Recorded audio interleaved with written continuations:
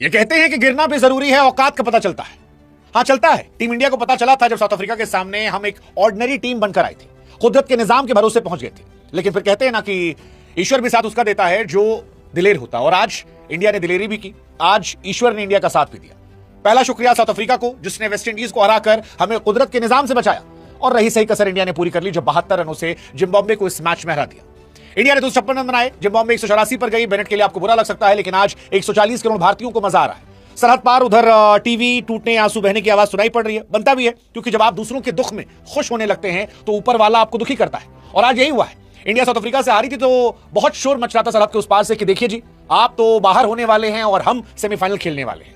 लेकिन निजाम जो है पलट गया, हालात पलट गए, जज्बात पलट गए, और इंडिया फिलहाल अब कुदरत के निजाम से आगे बढ़कर अपने दम पर सेमीफाइनल में जा सकती है। इंडिया ने जिम्बाब्वे को हराया, इसी के साथ ही इंडिया के सेमीफाइनल में जाने के एक कदम रास्ता और बढ़ गया, और इंडिया सेमीफाइनल से अब बहुत बहुत करीब आ गई है। अब 3 सिनेरियो यहां से बचते हैं। साउथ अफ्रीका जो है वो पहले से पहुंच चुकी है, आसानी से पहुंच गई है। इंडिया के पास 2 और सिनेरियो बचते हैं। पहला सिनेरियो, इंडिया वेस्ट इंडीज को हराए, इंडिया सेमीफाइनल में पहुंच जाएगा, which is quite easiest option जो हमें लगता है।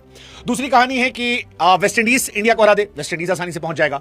अगर इंडिया वेस्ट इंडीज का मैच रद्द हो जाता है तो भी वेस्ट इंडीज पहुंच जाएगा, क्योंकि साउथ अफ्रीका से बुरी हार के बावजूद उनका नेट रन रेट हमसे बेहतर है, और इस वजह से वो क्वालिफाई कर जाएंगे। एक और कहानी जो इंडिया को परेशान कर सकती है वो ये है कि कोलकाता के स्टेडियम में वेस्ट इंडीज कभी भी वर्ल्ड कप का मैच नहीं हारी है, लेकिन इतिहास तो बदलने के लिए होते हैं, और इतिहास आज भारतीय टीम ने बदला है। भारतीय टीम ने आज वक्त, जज्बात, हालात समझते हुए सब कुछ बदला है। आज संजू सैमसन को ऊपर उतारा गया, तिलक वर्मा को नीचे भेजा गया। बहुत सारे खिलाड़ियों के अहंकार, उनके ईगो या कहें कि सेल्फ रिस्पेक्ट पर तेज चोट पहुंचाई गई। वो चोट पहुंचाई गई जिसने उनके अंदर इंसान को झटका दे दिया, इतना झटका दिया कि बेचारे सब सकपका गए। और शुरू में तो लगा कि क्या आज भी हम नर्वस रहेंगे, लेकिन मुझे लगता है कि वो नर्वसनेस शायद खत्म तब हो गई थी जब राइट हैंड बैट्समैन ऊपर आ गया था, क्योंकि वो जो ऑफ स्पिनर का हम पर कर्ज था, उसका कर्ज संजू सैमसन ने इस मैच उतार दिया। संजू सैमसन, आज उनकी पारी शायद बहुत बड़ी नहीं रही होगी, 15 गेंद पर 24 रन, लेकिन उनका इंपैक्ट इस मैच में बहुत बड़ा था। इंपैक्ट, अभिषेक शर्मा को ऊपर खेलने का मौका मिला, अभिषेक शर्मा को समय मिला, अभिषेक शर्मा ने 1-2 फेंटे लगाए, उसके बाद अपने लिए रास्ता बनाया,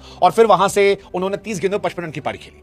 उन्होंने ईशान, हालांकि ईशान को थोड़ा बुरा लगता है कि ईशान किशन को 3 नंबर पर क्यों उतारा गया, बट टीम के लिए शायद जरूरी था। तिलक वर्मा, जिनके अहम पर चोट लगी थी कि यार आप स्लो खेलने वाले खिलाड़ी हो, आप 100 के स्ट्राइक रेट से खेलते हो, सूर्य कुमार यादव आप T20 वाले खिलाड़ी नहीं हो, वो ईगो, वो अहम पर चोट जो थी, उसने आज एक बड़ा इंपैक्ट खड़ा किया।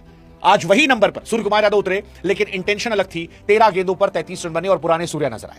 तिलक वर्मा, जिनको लेकर जब 5 नंबर 6 नंबर पर उतरे वो बैटिंग करने, तो लोगों ने कहा कि भाई साहब क्यों भेजा गया, दुबे जी की जगह थी, तिलक को फालतू खिला रहे हो। लेकिन तिलक ने बताया कि अगर वो बीच में वर्ल्ड नंबर 2 थे, वर्ल्ड नंबर 3 रहे, टॉप 10 में लगातार बने हुए हैं, तो कोई बड़ी वजह थी। वो जो 2 शतक उन्होंने लगाए थे उसकी बड़ी वजह थी, और आज वो वजह दिखाई पड़ी। 14 गेंदों पर 44 रन। हार्दिक पांड्या, मैं हमेशा कहता हूं कि इश्क में इंसान जो है वो रेगिस्तान में दूध की नदियां बहा देता है। हार्दिक पांड्या उसी जोन में इस वक्त तो मोहब्बत में है, और मोहब्बत में इंसान कुछ भी कर लेता है। वो समंदर को सोख कर पानी पी सकता है, वो रेगिस्तान में दूध की नदी बहा सकता है, वो पहाड़ पर, पत्थर पर पेड़ उगा सकता है, और हार्दिक उसी दौर से चल रहे हैं। आप गेंद पकड़ा दो तो विकेट निकाल देंगे, बैट पकड़ा दो तो शतक लगा देंगे, और आज 23 गेंदों पर 50 रन बनाया।